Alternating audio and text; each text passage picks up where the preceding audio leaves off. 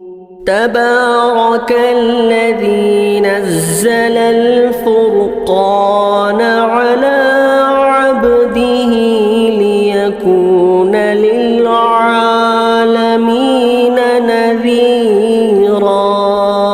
ایسے ہی کسی بھائی نے سوال کیا ہے، سوال جو ہے بنگلور سے کر رہے ہیں محمد عمران صاحب۔ سوال یہ ہے کہ مفتی صاحب گاڑی چلاتے ہوئے موبائل فون کے استعمال کی شرعی حیثیت کیا ہے؟ تھوڑا واضح فرما دے، بڑی مہربانی ہوئی۔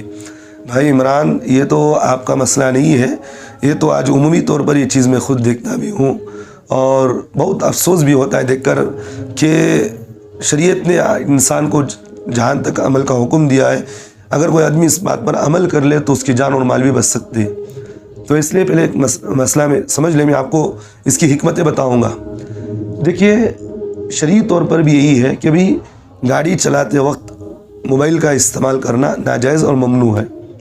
کیوں ناجائز ممنوع ہے؟ اس کی 4 وجوہات ہیں، ذہن میں رکھیں، یعنی کہ اس کی 4 وجہ ہیں، ذہن میں رکھیے۔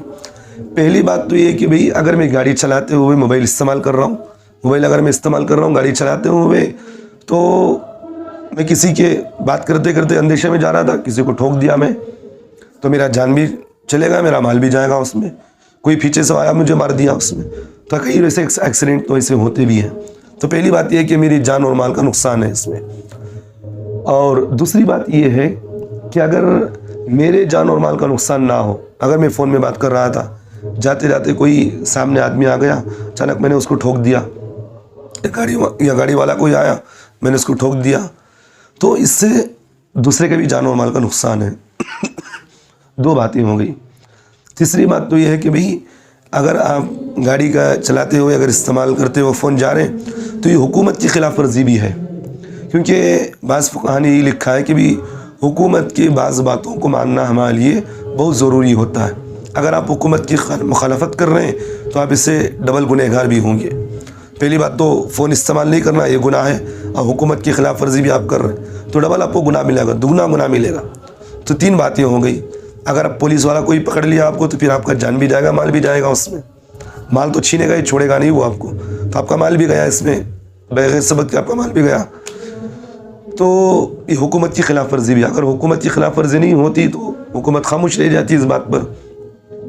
آج کل میں دیکھتا بھی ہوں کہ بہت ساروں کو وہ کان میں بلوٹوتھ وغیرہ ڈال کر جاتے ہیں، پیچھے والا ہارن مار رہا ہے پھر بھی اسے احساس نہیں ہو رہا ہے۔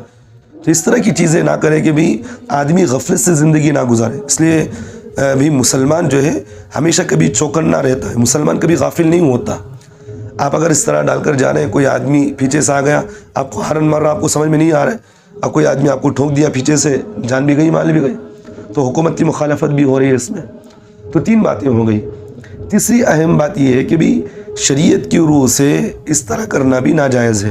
شریعت کی روح سے کیوں ناجائز ہے؟ میں آپ کو ایک بات حدیث سے سمجھاتا ہوں۔ اللہ کے رسول صلی اللہ علیہ وسلم نے فرمایا کہ بھی راستے پر چلتے ہوئے دوسرے کو تکلیف نہ دو۔ اگر آپ راستے پر چل رہے ہیں، لا ضرر ولا ضرار، یعنی آپ راستے پر چل رہے ہیں، کسی کو تکلیف نہ دو، نہ خود تکلیف کھاؤ نہ دوسروں کو تکلیف دو آپ۔ تو آدمی کے لیے شریعت کے اندر یہی کہ بھی آپ راستے پر چل رہے ہیں، اس لیے اللہ کے رسول صلی اللہ علیہ وسلم نے حدیث پاک کے اندر فرمایا کہ بھی راستے پر چلتے ہوئے جو ہے سامنے اگر کوئی آدمی لوگوں کی بیٹھنے کی جگہ ہے، اٹھنے بیٹھنے کی جگہ، تو وہاں نہ تھوکو نہ پیشاب کرو، کیونکہ لوگوں کی اٹھنے بیٹھنے کی جگہ ہے، یہ راستے کے حقوق ہیں یہ۔ اس لیے راستے پر چل رہے ہیں تو اس کے حقوق کو بھی آپ جانیے گا۔ تو راستے پر چلنے کے حقوق یہی ہے کہ بھئی نہ ہم دوسروں کو تکلیف دیں گے، نہ ہم خود تکلیف اٹھائیں گے۔ تو 4 باتیں ہو گئی۔ پہلی بات تو ہے کہ میری جان اور مال کا نقصان ہوگا۔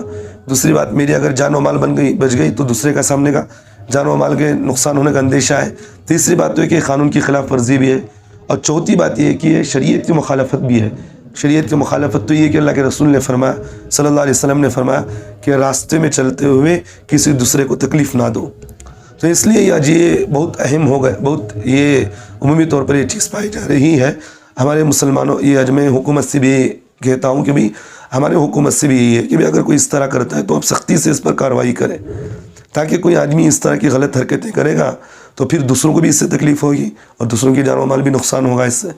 تو میں آج حکومت سے یہی بات کہتا ہوں کہ بھئی حکومت والی یہی کہے کہ بھئی اگر کوئی آدمی اس طرح کر رہا ہے تو آپ اس کو سختی کے ساتھ یہ کریں، چالن کاٹے، اس کے لیے کوئی نہ کوئی سزا مقرر کرے تاکہ کسی کی انسان کی جان و مال کو نقصان نہ ہو۔